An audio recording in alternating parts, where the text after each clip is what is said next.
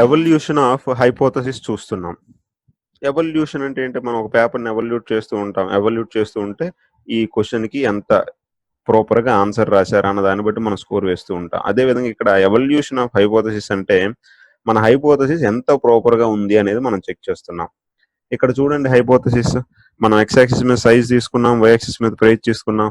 ఈ హైపోథసిస్ మనం ఇచ్చిన ట్రైనింగ్ శాంపిల్స్ అన్నీ మన హైపోథసిస్ మీద ఉన్నాయి.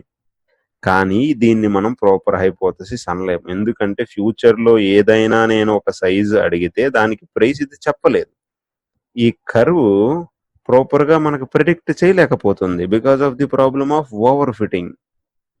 So now we have to check మన హైపోథసిస్ అనేది ప్రాపర్‌గా అవుట్‌పుట్ ఇవ్వట్లేదు అనంటే ఈ హైపోథసిస్ మొత్తం మనం ట్రైనింగ్ శాంపిల్స్ ఏవైతే ఇచ్చామో ఆ ట్రైనింగ్ శాంపిల్స్ అన్నింటిలోని ఒక 70% ట్రైనింగ్ శాంపిల్స్ మాత్రమే మనం లెర్నింగ్ అల్గారిథంలో హైపోథసిస్ ఫైండ్ అవుట్ చేయడానికి మనం ఉపయోగించాలి. మిగతా 30% ట్రైనింగ్ శాంపిల్స్‌ని మనం అసలు యూజ్ చేయకూడదు. ఫైనల్‌గా మన హైపోథసిస్ రెడీ అయిన తర్వాత ఈ 30% ట్రైనింగ్ శాంపిల్స్‌ని మనం చెక్ చేస్తాం. ఆ 30% ట్రైనింగ్ శాంపిల్స్‌ని చెక్ చేస్తూ ఉంటే ఎగ్జాంపుల్ 1427 ఇచ్చాను.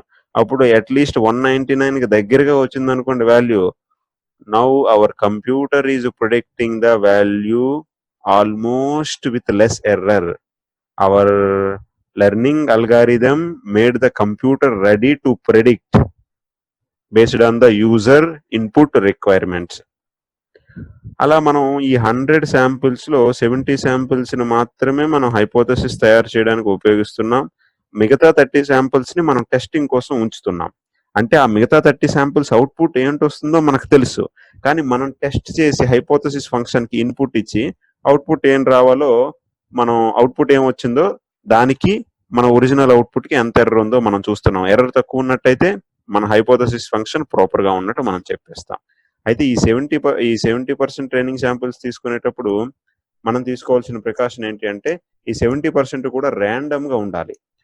పక్కన ఒకే విధంగా ఉన్న ట్రైనింగ్ శాంపిల్స్‌ని తీసుకోకూడదు. అంటే ముందు ట్రైనింగ్ శాంపిల్స్‌ని షఫల్ చేసేసి అందులో 70% ట్రైనింగ్ శాంపిల్స్‌ని మనం హైపోథసిస్ ఫంక్షన్‌ని ఫైండ్ అవుట్ చేయడానికి యూజ్ చేసి మిగతా 30% ట్రైనింగ్ శాంపిల్స్‌ని ఫైనల్‌గా హైపోథసిస్ ఫంక్షన్ వచ్చిన తర్వాత టెస్టింగ్‌కి యూజ్ చేస్తే ఒకవేళ ఆ టెస్టింగ్‌లో అవుట్‌పుట్స్ అన్నీ మనం ఇచ్చిన ట్రైనింగ్ శాంపిల్ అవుట్‌పుట్‌కి దగ్గరలో ఉంటే then our problem is solved. Hypothesis ఫంక్షన్‌ని మనం ప్రాపర్‌గా ఎవల్యూట్ చేశామని అంటాం.